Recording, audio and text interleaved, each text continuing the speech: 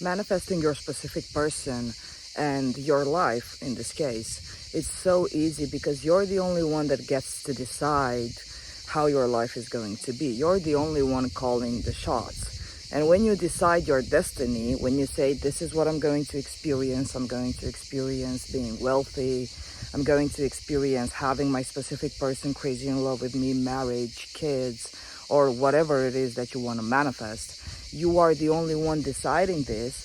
Therefore, all the people involved in this decision are going to play their part. So it's very safe to assume that you decide for your destiny, and you also decide for the destiny of the people involved in your manifestation.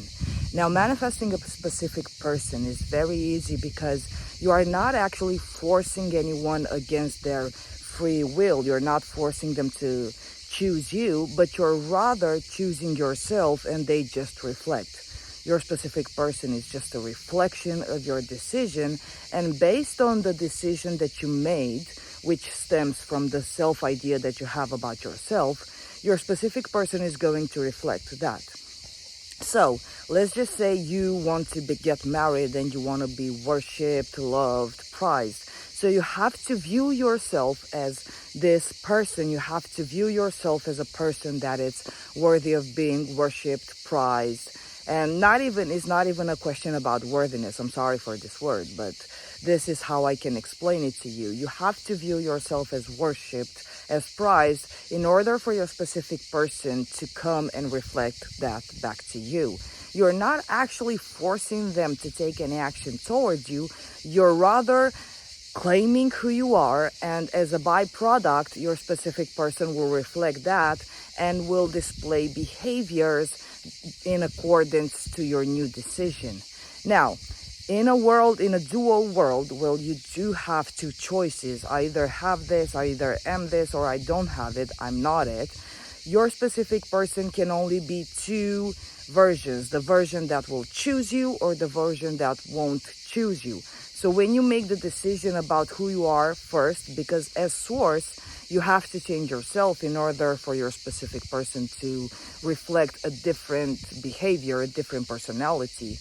It's not enough to change the image of them, the image that you hold about them, if you have not first changed the image that you hold about yourself. The image you have about them stems from the image you hold about yourself. Because when you think of yourself as being loved, respected, worthy of all the best in your world, you would never in 100 years imagine anyone treating you differently than what you have assumed.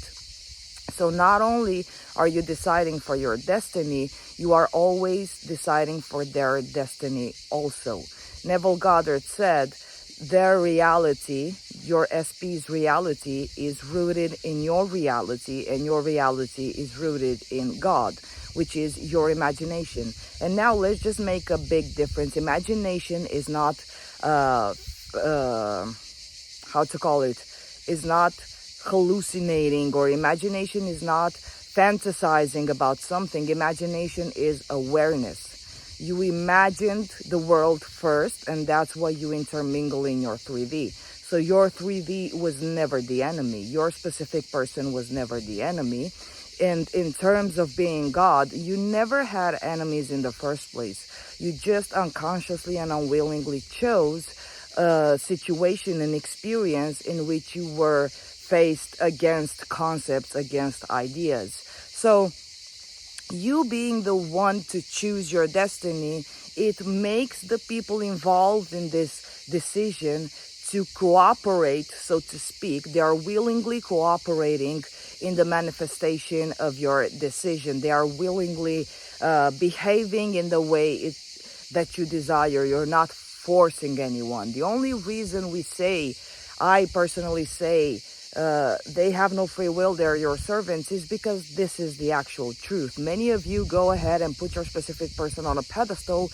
You think they have a life of their own outside of you, and you think that you are the guest in their reality, and you do whatever it takes to be a part of their reality, but you were never a guest in their reality. They were the guest in your reality all along, because if you can see from the moment of your birth to the end, to this present moment that we're now speaking, you are the only one that remained constant in your reality. You've manifested people to come in and out of your reality, but you're the only one that remains constant because you're the observer, also the creator of your own reality. So it's not their reality. It can never be. Your perception, your view on the world is what's making this world move. Without you and your awareness, they would probably not even exist, to be honest. Because each one of you came on this earth to experience consciousness. Each one of you, from within your body, from behind your eyes, you are God experiencing your own creation.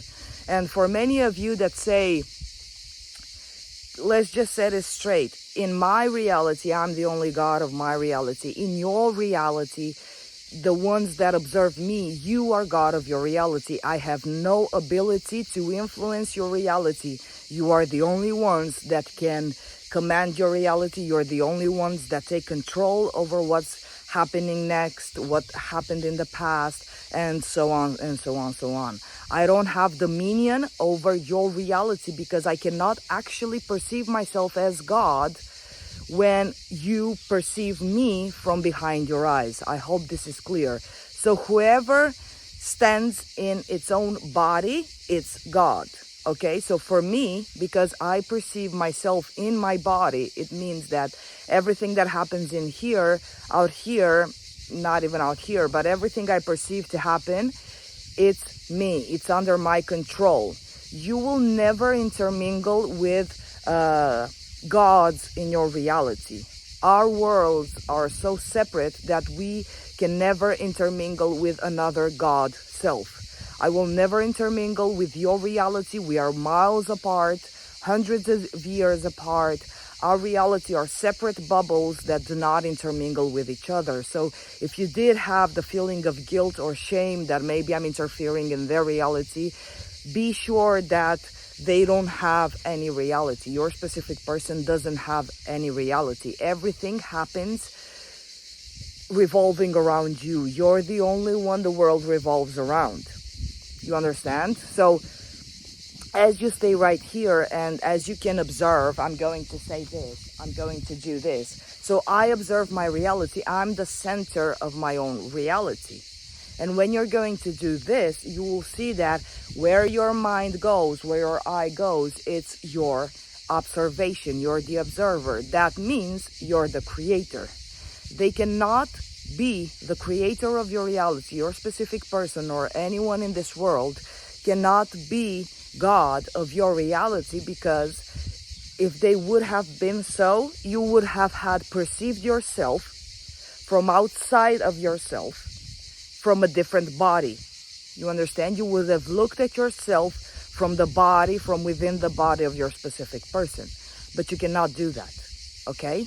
You cannot do that. That means they are not gods. And I always insist, do reverse engineer. Reverse engineer is the process through which you analyze your whole life. Analyze your whole life. Do the work. See that when you assumed you were not loved, they showed up rejecting you.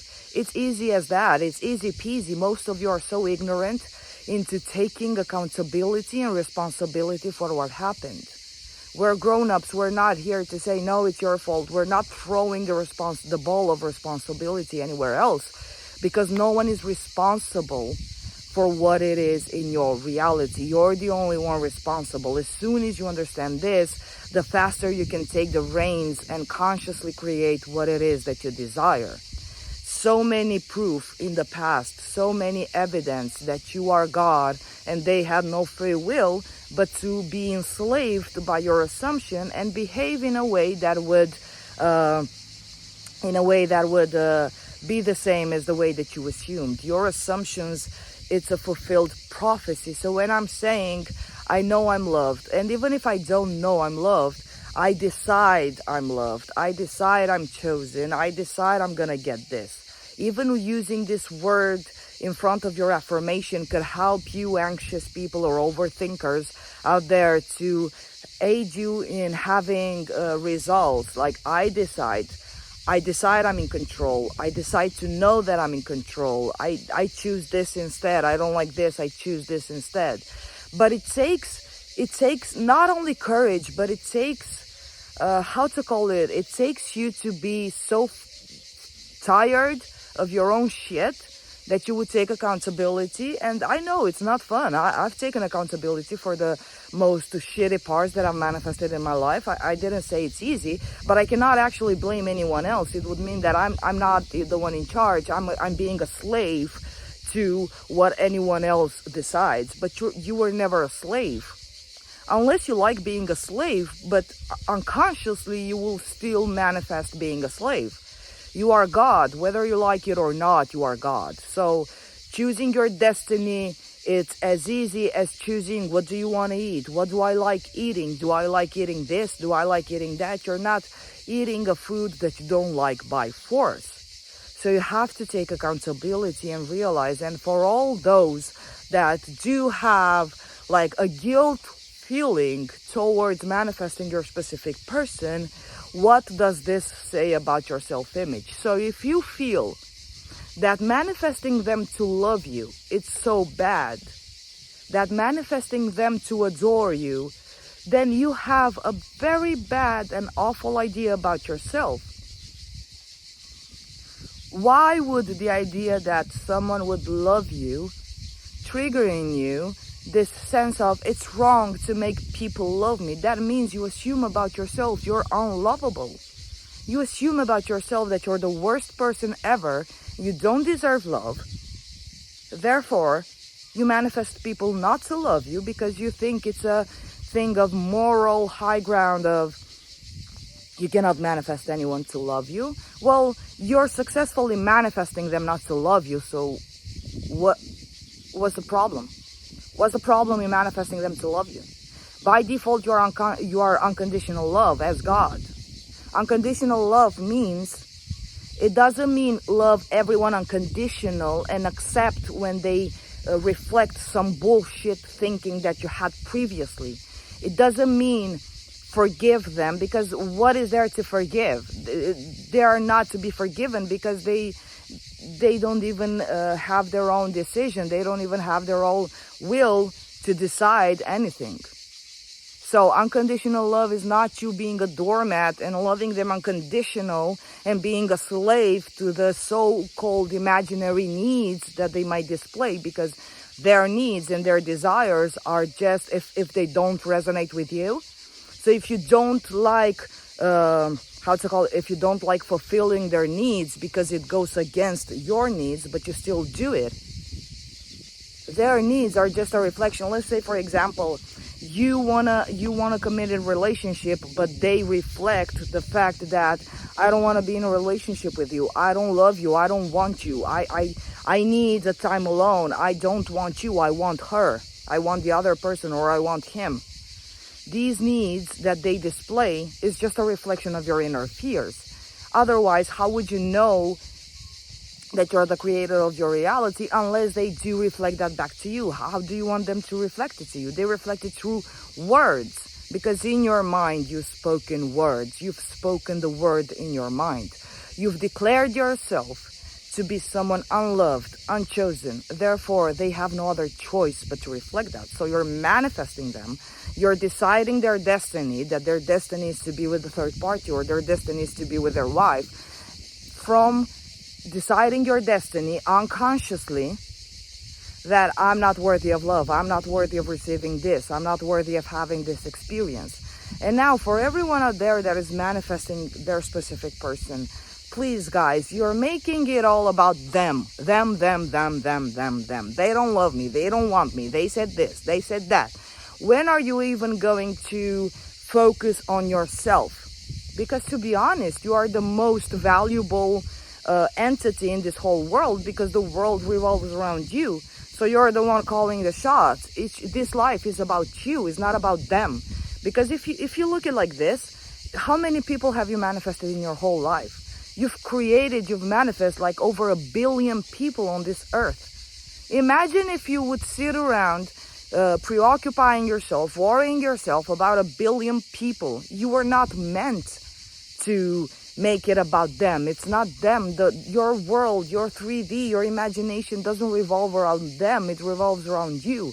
They're simply actors playing their role. They're simply servants serving you. They are here to serve you. They were never here to go against you. They were never here to induce into you the feeling that they might have their different opinion, or that you won't basically get what you want. Do reverse engineer and you'll see that you've manifested your whole life. There is no question in it.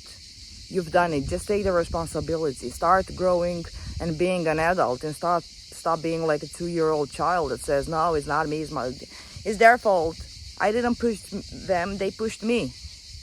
Like, I'm hopeless, I'm weak, I'm powerless. They have all the power and they can mold me into whatever they want. Do you really want your life to be like this? You're God anyways, so make a conscious decision. Do you really want to be molded by everyone that you have as a guest in your reality? Is that what you want for yourself? Do you want to be a slave to the so-called imaginary decisions that they took, which are just reflections of your insecurities? If you want to be like that, do it. I don't want to be that. As soon as you understand that this is my manifestation, as soon as you started this process and you've been encountered with the law of assumption, it's ridiculous, and it's it's basically ridiculous to start thinking against yourself, or to start thinking that other people out there have any power and you don't. That everyone else is God, but you're not God. Right? Does this sound right to you? Does it sit well with you? It doesn't sit well with you because the feeling is not true. It's not who you are. That's why you don't feel good when you have any kind of thoughts or feelings or emotions that say you can't get that. That's why the struggle appears. That's why the effort appears. Because you are not meant to revolve your whole world, to revolve your whole existence around specific people. Decide what you want. What do you want? I want to be married. With who? With that one. Okay, it's done. Let me go enjoy my mojitos or have a cocktail or something and go out with my friends. I know it's done because I'm God, because I said so. I don't have to sit around worrying or doing techniques to prove myself worthy, and maybe the 3D will reward me or something. Or I don't have to do techniques in order to telepathically convince them or convince myself that I can have it. You don't have to convince yourself of anything. You don't have to mentally, telepathically convince anyone of anything, because as long as you are doing this from the perspective that my SP doesn't want me. I have to do techniques, I have to do affirmations in order to convince that version of them that doesn't want me to want me. But the easiest way would be, I won't even deal with this version that doesn't want me. I'll deal with the version that already wants me, but I was too blind to accept that that version also exists. There is not one vessel, one version.